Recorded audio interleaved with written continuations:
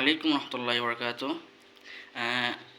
আমার খেয়ালে খুব একটি গুরুত্বপূর্ণ মাসলা আসলো, আর তা হচ্ছে অনেকের মনে প্রশ্ন জাগে বা অনেকে আমার এই প্রশ্নটা করে যে হুজুর, আমার কয়েক ওয়াক্ত নামাজ কাজা গিয়েছে, তো এখন আমি যখন নামাজ রিটার্ন পড়বো, পরবর্তী পড়ে নিব, তখন কি আমাকে আজান ও একামত দিতে হবে কিনা?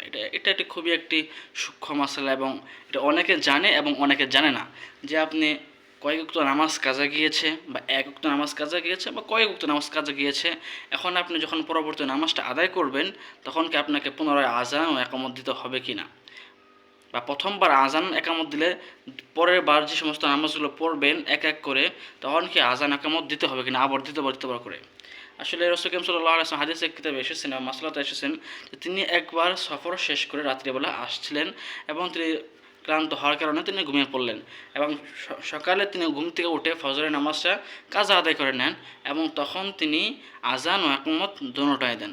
এই জন্য রাসূল করিম সাল্লাল্লাহু আলাইহি ওয়াসাল্লাম যেহেতু এভাবে কাজ করেছেন, এজন্য আমরা অবশ্যই বুঝতে পারি যে আমরা যখন নামাজ কাজা হয়ে যাবে আমাদের, বা আমরা পড়তে পারবো না বা নামাজ কাজা হয়ে যাবে, তখন আমরা আজান ও একামত উভয়টাই দিব। এখন যদি আপনার কয়েক উক্ত নামাজ কাজা হয়ে যায়, তো এক্ষেত্রে ইমাম শাফি রহমতুল্লাহ আলাই এবং মোহাম্মদ রহমতুল্লাহ আলাই তাদের বিভিন্ন মতামত রয়েছে, দলিল রয়েছে।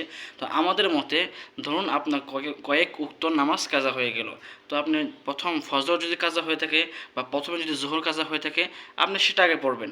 যখন আপনার কি নামাজ কাজা হলো, ফজর নামাজ কাজা হলো, এখন আমি ফজর নামাজের সময় ফজরের কাজা নামাজটা আপনি আদায় করবেন। তো যে ওক্তে আদায় করবেন, তো সেই ওক্তে আপনি আগে আজান দেবেন একা একা, পরে একামত দেবেন, পরে নামাজটা আদায় করবেন।